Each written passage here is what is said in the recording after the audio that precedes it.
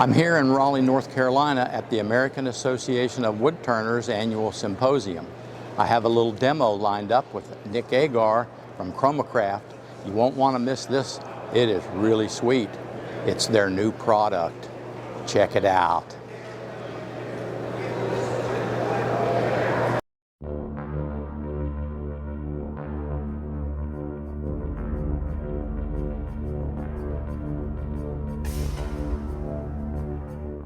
Artistic things for beginners. It's so easy, anybody can do it.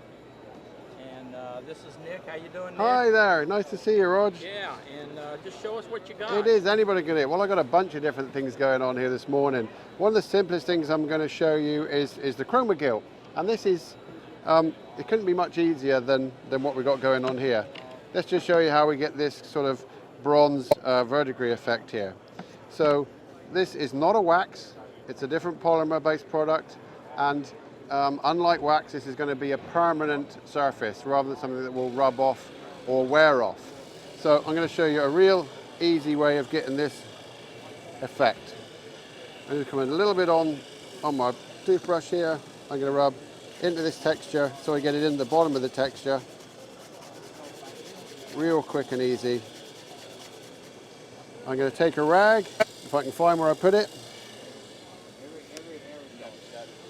Wipe off the excess.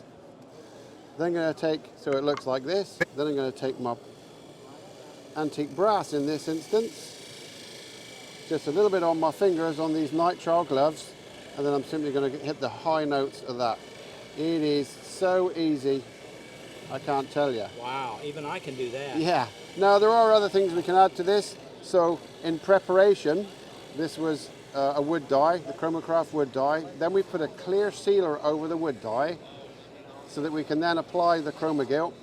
And then after this, I can put a water reductible urethane as a top coat if I want to protect it even further. But it's not a wax, so it'll stay there and be permanent and it won't rub off. Okay. And so the wax-based products, which are similar in color to this, some of them, fantastic for putting in the open grain of timber, but not so long lasting on the top surface of the wood if it's going to get handled, etc. Some people call it a gilding wax, for example. And now, if it's on your picture frame, fine, because you're not passing your picture frame around. But if it's going to be a handled item, a little different. So it's a great long-lasting product. Now, if we want to have reactive paint, so let's have a look at this reactive paint. So this is actual paints with metal in them. So we've got copper, brass, bronze, and of course rust. So it's all wood. Everything we're looking at here is wooden. And this is very simple to apply. So we just take our primer, which is one of these tubs here. Here it is. This one, called Road Rash, is a textured primer, which is on here. Then I put over the top of that my rust paint if I want to have a textured area with rust on it. This one's been drying now, so it's nearly ready to roll. I can put a grey primer on as a gunmetal grey to a smooth primer first if I wish to do so. So I can apply my copper paint. I'll open a tub of it, you can see there, here's copper. So there's actual metal compounds in there. And what I do is I paint the surface just like I did here yesterday, and then I take an activator out of one of these spritzers and I spray that on the surface and let it take its course. So I can come up with these fantastic, easy to do designs. That's incredible. I mean, it really looks like the real deal. Oh, I really got to do this. I really got to try this. And the thing is, trying not to control it is the best way forward. If you try and control it, you'll find you're trying to do just that. You're over control. Yeah, let it go. So what the way to do with this would be to put your copper and your bronze on, activate it with the primer, which is the blue one, which lets it go green, all these lovely green verdigris colors. Then when that's done, then dab on where I might want the rust with the iron paint, which is one of these. I can't see from above. Keep going. So that is actual iron paint, and that is full of the real deal. It's got a real metal particle in it. So you need a good stir of all of them before you start, and then I can just sponge that on. And for that one, I hit the rust activator. You can see it's a different color in there. Mm-hmm. So this one we spritz on. We just press this down, it comes out in a fog. Now, of course, also you can use anything else you choose to apply it with, a sponge, just a dropper, if you want runs going down on it. There's such a lot of mileage. And even maybe some compressed air to push the piece around and push it around on the surface, because gravity's going to take care of something. Just let yourself go. Absolutely. So you put more on it, it washes off and runs down. So if I wanted these runs on here, I just put more on the surface. If I didn't want the runs like here, I'm just going to dab it on. So it's really controllable. It gives a super long lasting effect. As a top coat, there's a water reductible urethane here, and I like to use this for an airbrush because it gives me control of any amount of area that I want to cover. Okay, yeah, I use airbrush. And that's just nice to have that control. Also, I don't want this to be shiny. The last thing I want is to have a shiny surface on this. That's right. And this leaves, if I fog it on, so not so close, from back here, gently fog it on so I'm aware I've got the surface covered, good to go. Because you can't see it's on there, can you? No. And we need to stop it rusting, otherwise it will keep rusting. Oh, wow. We don't want it coming off on us. So we have to halt that. Another thing you can do is when it's dry, you can actually wash it off a little bit with water.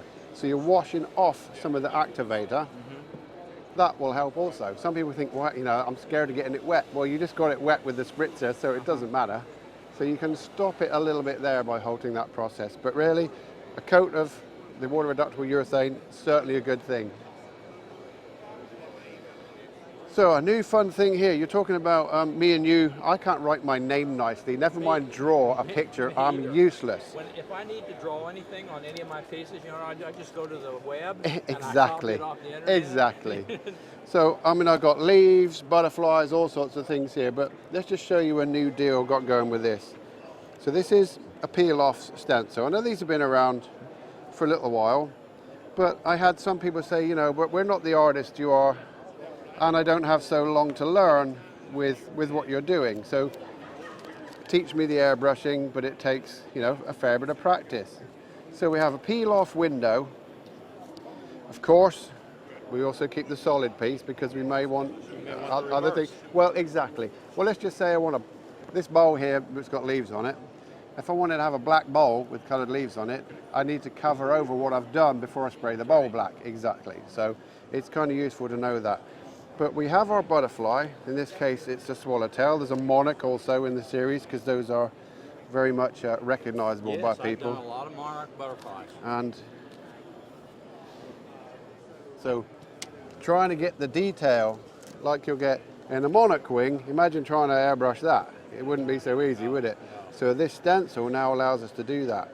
So what I'm going to do is keep this real simple. I'm just going to use 3 colours. I'm going to go yellow, red and black, so it shows you how quick and easy this can be. Let's find my hose here. So this is wood dye. Of course you can use acrylic depending on the sort of paint you like to use, but this is wood dye straight out the bottle. Around about 30 psi. Just make sure the compressor's turned on. And I'm just going to get the yellow around this stencil here. Easiest bit to fill in. Now I've got a little bit of paint on my finger there. I'm trying not to touch the paper, but I can make sure this is pressed down first. I've got rather grubby hands after handling that last paint. Yeah, you want that up tight. Make sure that's up tight. On your wooden surface, you want to make sure you've got the dust off so that it sticks well to the surface. And this will conform to many shapes. The tighter the curve, the smaller the stencil should run. So let's get our red. As I said, I'm going to make this as simple as I possibly can. I'm going to just hit the top of those wings, maybe a little bit around the bottom. Oh, even I can do that. Yeah, we can do that one. So this is all right, but if we took it off, it wouldn't really have as much interest. Right. So I'm going to take my black, and let's assume we've had a little bit of practice with the airbrush. So we're getting some control. We're not gunning it on like this. Sure. We're fogging it on. We just learn to do the difference between this and over, you know, too much gas is too much. So it's just half a trigger back rather than all the trigger back. Sure. And what I now do is I place the stencil infill into this exactly fitting space, and I'm just going to fog that over. That gives me the pattern of the butterfly. Wow. We'll come and do the other side. So I've turned this over. Now that's okay. Let's say I want to add a little bit more spice to it. There's 1 or 2 different designs in here. So here's one wing. I might just want to throw that one in there. I might want to throw that one in there. I might want to throw that one in there. That one seems to be appropriate where I'm sitting at the moment. Line it up, make sure I don't get caught up in my tape. Those are going to be harder to paint on by hand, aren't they? Yeah, yeah. So, you know, like we say, we can't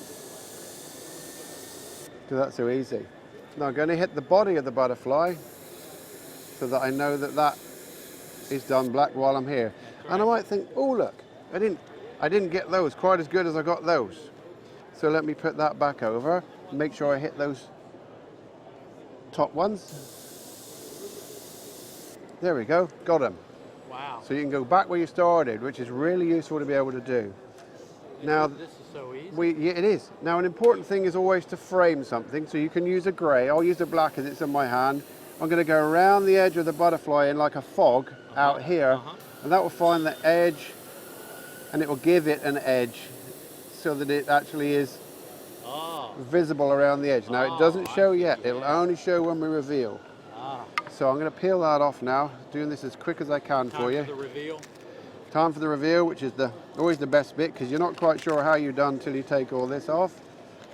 But it's so easy, as I've just showed you. We just put 3 colours on here. Spending a bit of time on this, you get some incredible results. Now I want to use this several times, this peel off, so I'm going to be careful with it, and I'm going to put it back on the sheet that I peeled it from.